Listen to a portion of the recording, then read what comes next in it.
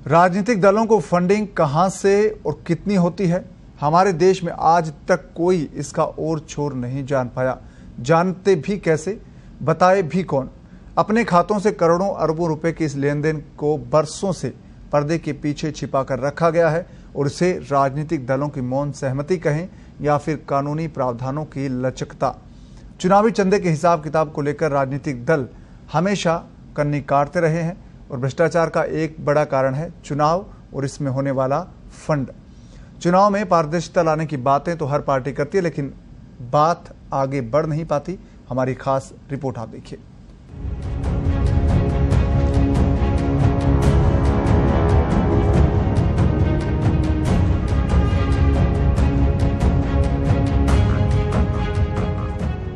तस्वीरों में नजर आ रहा लग्जरी गाड़ियों का काफिला ये बताने के लिए पर्याप्त है कि नगर निगम चुनाव में प्रत्याशी निर्वाचन आयोग की तरफ से तय की गई खर्च सीमा से आगे बढ़ चुके हैं।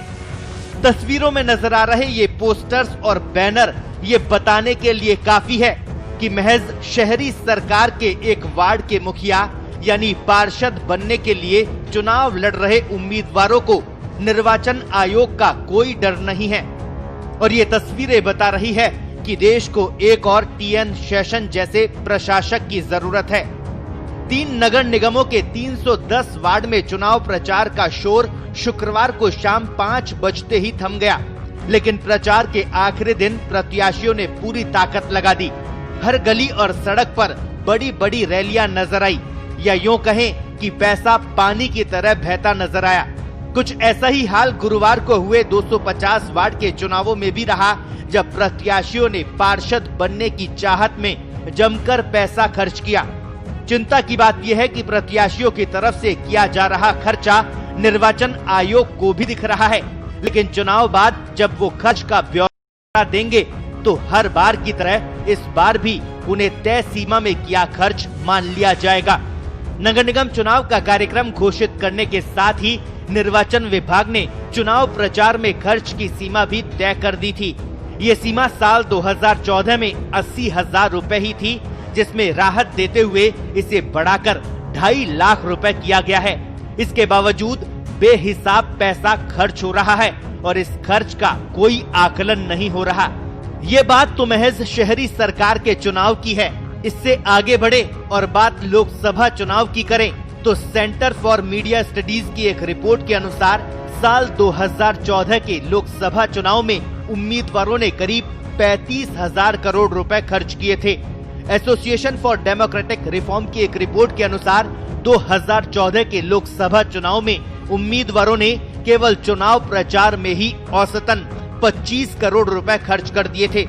इस हिसाब से चुनाव जीतकर सांसद बनने वाले नेताओं ने करीब 13,575 करोड़ रुपए खर्च कर दिए। ये एक बहुत बड़ी राशि है, जिसका हिसाब कोई भी दल जनता को देना नहीं चाहता। अगर प्रत्येक उम्मीदवार ने चुनाव आयोग की तय सीमा के अंदर पैसे खर्च किए होते तो ये रकम 350 करोड़ के आसपास होती। चुनाव संचालन नियम 1961 के तहत लोकसभा के उम्मीदवार के अधिकतम खर्च की सीमा 70 लाख रुपए है। वहीं 28 लाख रुपए तक के अधिकतम खर्च की सीमा विधानसभा के उम्मीदवारों के लिए निर्धारित की गई है। राजनीतिक पार्टियों के ऊपर देश को चलाने की जिम्मेदारी होती है और आम जनता यही उम्मीद करती है कि दल पूरी ईमानदारी से काम करे। लेकिन यही राजनीतिक दल जब अपनी आय की जानकारी नहीं देते और अपनी आय को छुपाने लगते हैं, तब इन दलों के चरित्र पर शक होता है।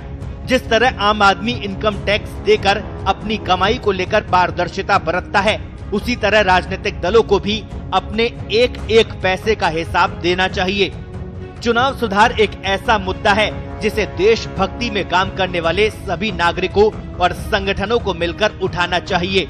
बेहतर चुनाव प्रणाली का सीधा अर्थ है एक बेहतर लोकतांत्रिक प्रणाली और एक ऐसी सरकार की स्थापना जो जनता के करीब होगी और उसके लिए ईमानदारी से काम करेगी।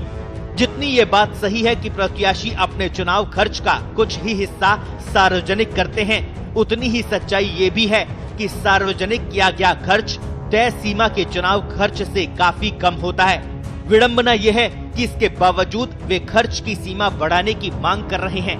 ये अलग बात है कि चुनाव खर्च का जो ब्यौरा दाखिल होता है उसका वास्तविक खर्च से कुछ भी वास्ता नहीं होता। ये सामान्य तौर पर सभी को मालूम होता है कि चुनाव आयोग जहां लाखों में खर्च निर्धारित करता है तो प्रत्याशी करोड़ों की राशि लगा देते हैं, लेकिन जब उनके खर्च का विवरण जमा होता है तो वो राशि काफी सिमट जाती है। ऐसे में यहाँ सवाल ये कि जब पुराने निर्धारण की आधी राशि भी वे नहीं खर्च कर पा रहे तो फिर खर्च की सीमा बढ़ाने की जरूरत क्यों है? स्टेट फंडिंग पर आधारित चुनाव प्रक्रिया ज्यादा पारदर्शी हो सकती है।